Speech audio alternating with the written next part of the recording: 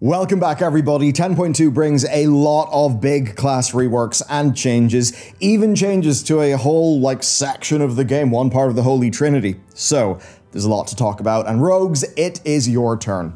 Keeping with Dragonflight's rather unhinged tradition, another major patch, is bringing with it a cracked set of class reworks. Though it's not all good news today, because one group of players are going to find playing 10.2 to be a fairly different experience. But let's start with the best news, the long-awaited Rogue rework. For a bit of context here, it appears they were due a big update in 10.1.7, but that got delayed, and it seems that's actually led to a far larger set of changes than anyone was expecting. All three specs have got serious quality of life changes, their talent trees are being rebuilt to match the better ones that are in the game, and they've even got some bad talents changed and some pretty damn cool new ones. Like Featherfoot, it's a talent that adds 4 seconds and 30% extra speed to sprint, or Feint getting a second charge. Mark for Death now fills combo points instead of granting you 5 and applies a finisher buff. Vigor is now a 2-pointer, giving 100 extra energy, and there's a talent to cut Shroud's cooldown in half. And that is only some of the class-specific stuff.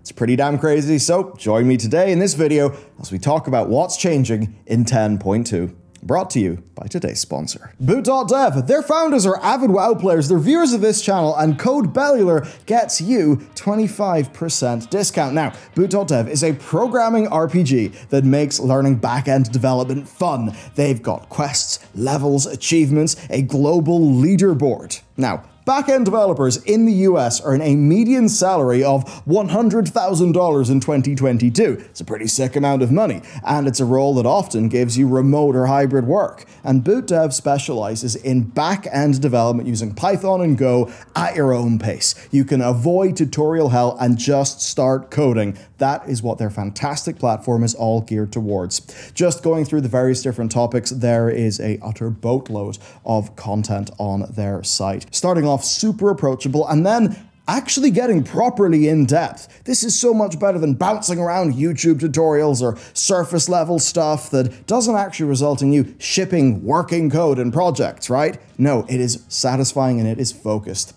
BootDev is the opposite of those pitfalls, and as a computer science major, I really do find this to be the perfect way to teach coding.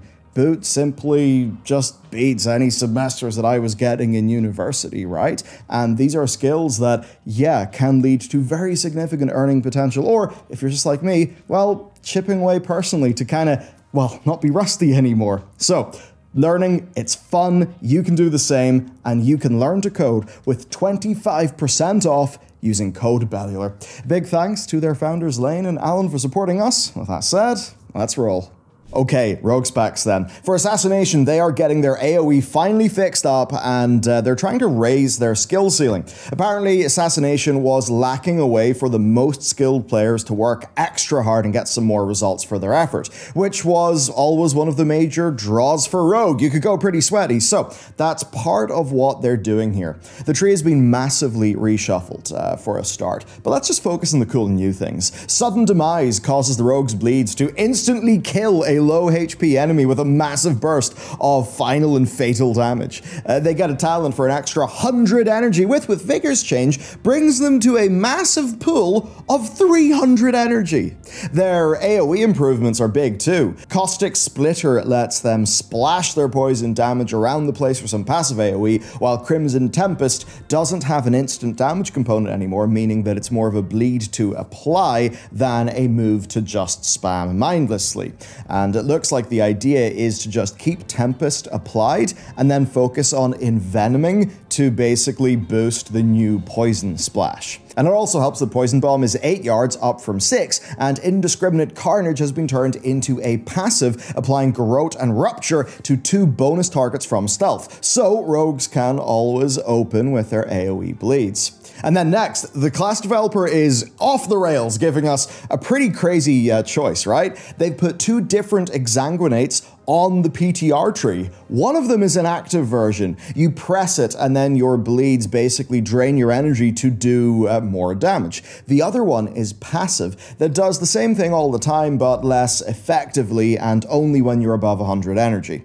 And the current plan is that the one that makes it into the game will basically be the one that people like more, and the other one will be discarded. That's actually a cool thing to tell us up front, right? And to test. So I think this is a really exciting set of changes so far, turning Assassination into something that I suppose has a bit more headroom if you find that to be a lot more compelling, rewarding skill in single target, and also having a way better time in Mythic Plus, and that has a talent tree that's actually fun to play around with. And that's only one spec. We've got 2 more to go. Outlaw has not seen quite as many changes, but the tree is getting a real nice glow up, and there's a few tasty new additions to get hyped for, like Killing Spree's rework into a capstone finishing move that basically you can also use to stagger incoming damage if your brain is big enough. Dreadblades now fills combo points instead of giving 5. Ghostly Strike is up to a 90-second cooldown, but it's stronger, essentially just acting like a mini CD. Between the Eyes with Crackshot does a ton of damage and has no cooldown when it's used from stealth, so that's pretty cool, you know, like for opening with combo points from a prior fight or using Vanish as a strong damaging cooldown.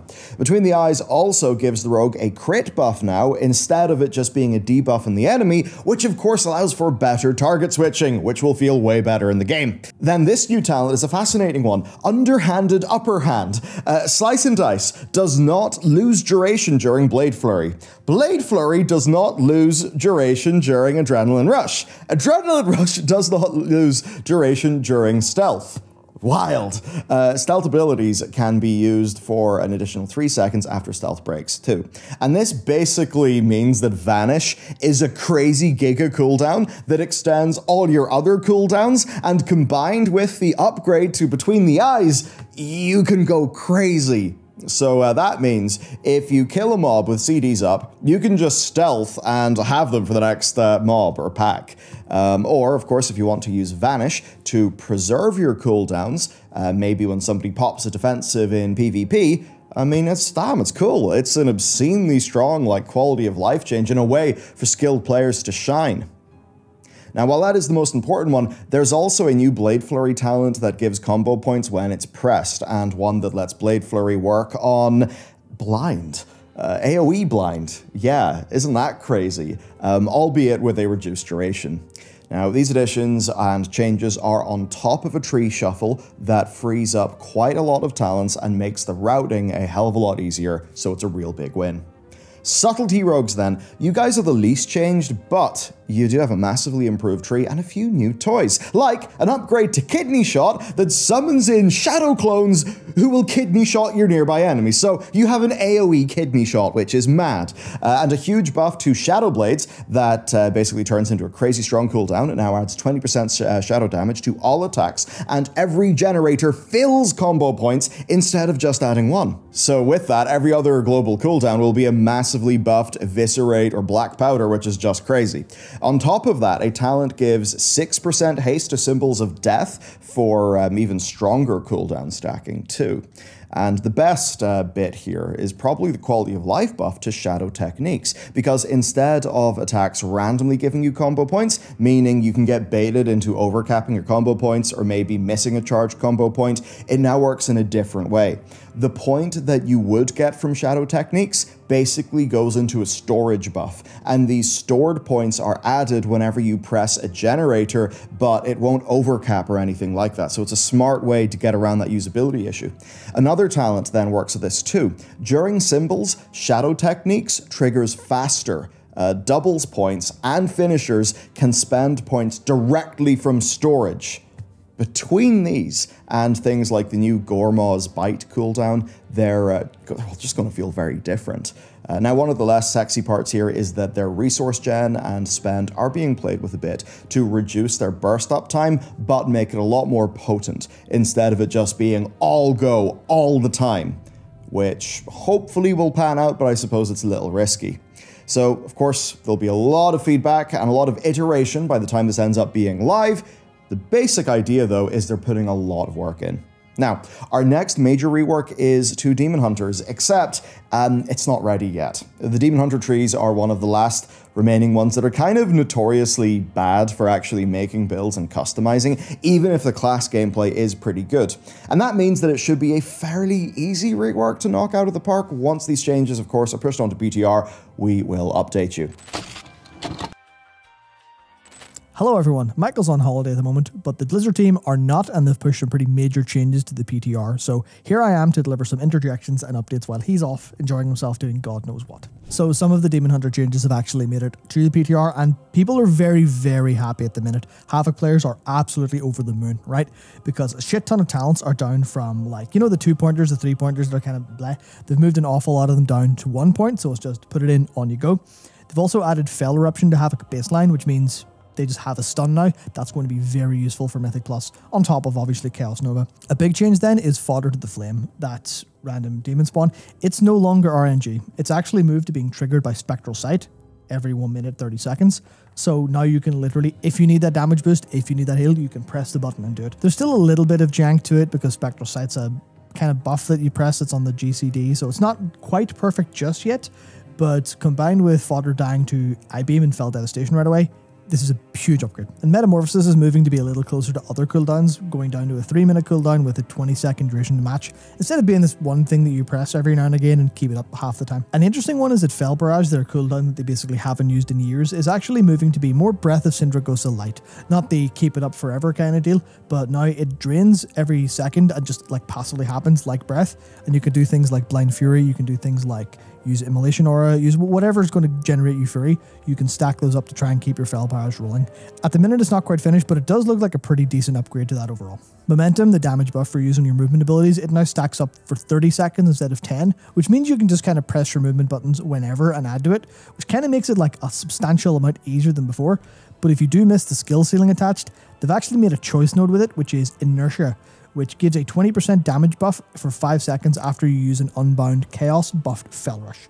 So basically it's an easy mode momentum, which I think is going to be enjoyed by quite a few players who like Demon Hunter specifically because it was very easy to play reasonably effectively back in the day when it launched.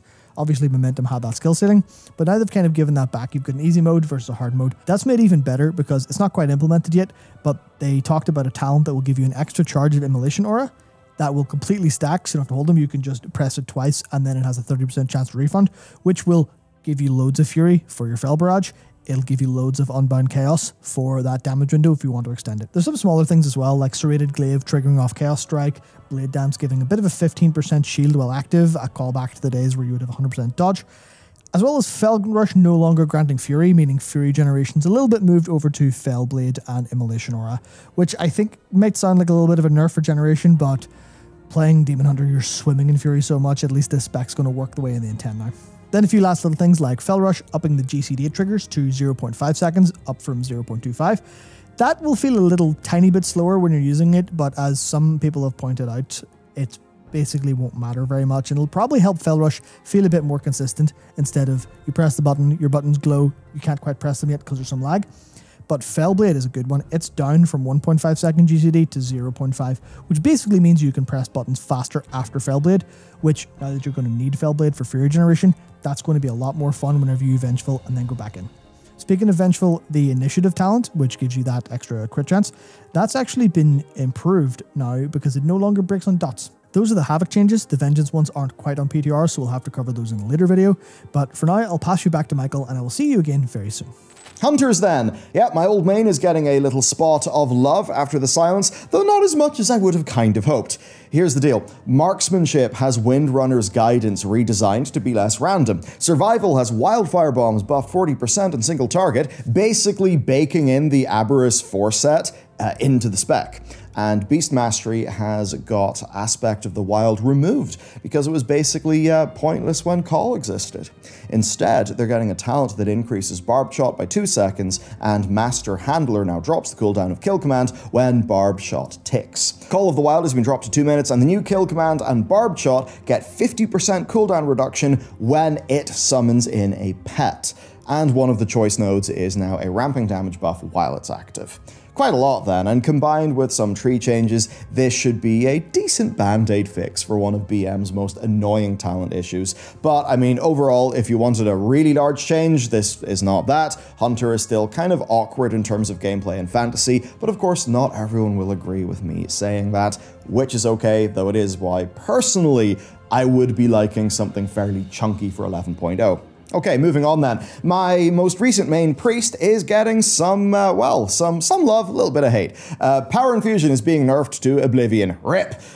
Clearly it was doing too much at 25% haste, so I guess we're sort of lucky to still have it. Master Spell is getting sadly launched into the sun with a giant 2-minute cooldown. Blizzard's logic here is that Master Spell was trivializing far too many packs and bosses that were supposed to pressure people with debuffs, so they basically just have to they had to nerf the shit out of it to make sure that priests are not essentially required for half the dungeons in the game.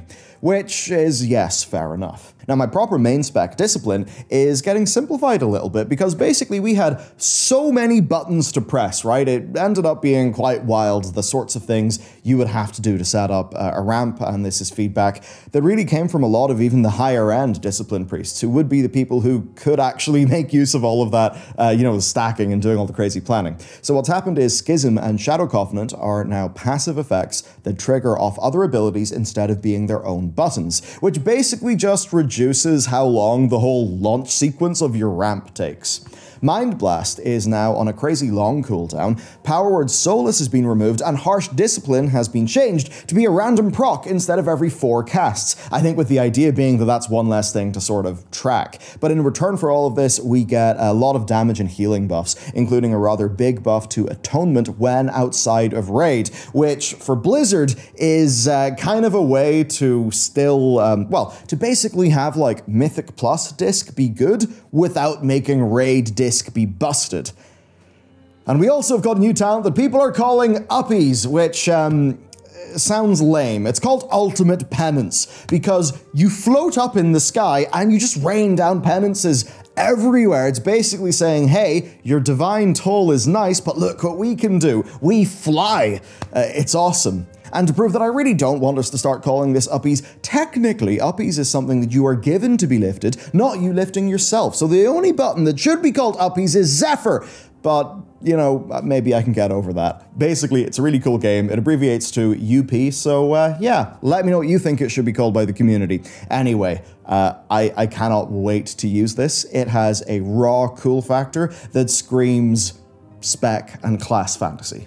Holy then is getting a few things shifted around as part of a wider healing change, which I'll talk about shortly, and Shadow is getting their Insanity procs buffed in strength, but dropped to every 3 casts of Plague instead of every 1 to make the rotation a little less busy.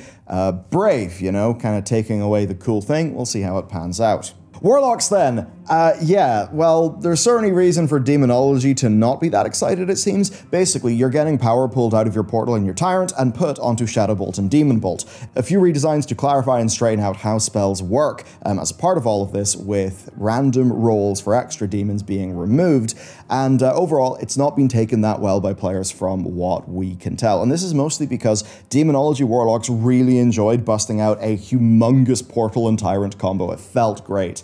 So in terms of how this will feel to play, this basically makes them a little bit more boring, and it makes them throw out more Shadow Bolts, which is not really what anybody wanted to hear. I mean, I don't know, surely Blizzard can find a way to tune down their cooldown windows without turning them back into turrets. Over for Destruction, Madness of Ajakir, their rolling buff to spenders, has actually been removed, with flat damage being added, because basically movement punishes them a bit too hard right now, and given what I know has been an issue for Warlocks in the past, I think that should be welcome enough. I'm back, and with news that Warlocks aren't as angry as when Michael recorded that video. Everything he said is still true in regards to Demonology, but they're getting very, very, very heavy buffs to make up for it. And there's some small fixes, like stuff with the Pit Lord being summoned after Nether Portal is a cool little bit of flavor that keeps a little bit of power in there, but away from like the danger zone that they wanted to fix. Sorry, Michael, we're not done just yet. There's just a few more things to talk about.